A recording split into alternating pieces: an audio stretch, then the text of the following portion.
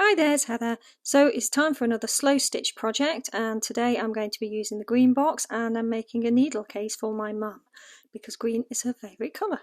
So this is the project, how I started it, and I used various pieces of cotton and some linen and some felt, and I added it onto some batting as I often do, and I'm using some very simple stitches to combine it all onto the batting on the back, starting off with the running stitch and just stitching over some of the panels of fabric and felt. So I decided to add some pretty elements to it as well, some sequins and some pretty threads, and this is the finished project when I'd finished sewing it. So you can see I did put a panel of net on top of that as well. That looks really pretty, and that also had the advantage of protecting the felt as well, which sometimes does bobble up a bit, doesn't it?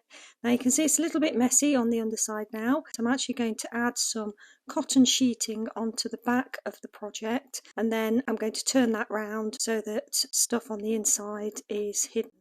So there's a cotton sheeting. What I've done there is just sew up one side of it. I put right sides together. Now obviously the sheet doesn't really have a right and wrong side, but you want to make sure that the pretty side of your slow stitching is on the inside, and then sew all the way round, leaving a gap so that the project can be turned the right side round. So there I've sewn it, hand sewn it all the way round apart from that little gap, and now I'm just going to turn it the right way round so that I can then just seal that final part of the edge.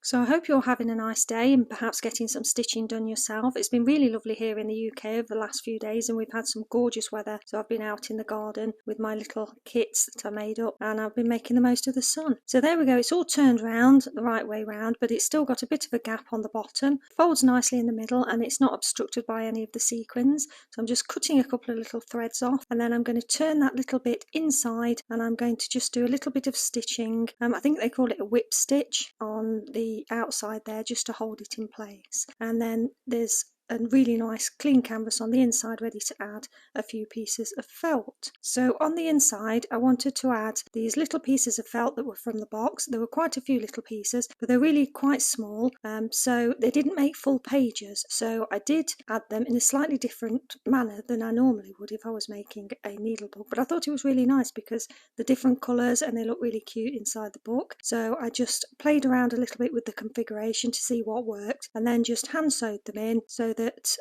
my mum would have plenty of space to add her needles. Some of the felt I decided to make a little pocket, actually 2 pockets on either side, so she can pop her little needle threader in there if she needs to. So a little pocket there on the front, then a little piece of felt for needles, another piece of felt for needles, and another piece of felt for needles, and then a little pocket on the back. So there's plenty of space in there, and that'll be great for her to take out to the garden and do some stitching if she likes to as well. I hope you enjoyed seeing the project, and if you did, please do give me a thumbs up, and if you enjoy watching slow stitch stuff, I will add a video here for you to watch next. I look forward to seeing you in the next video.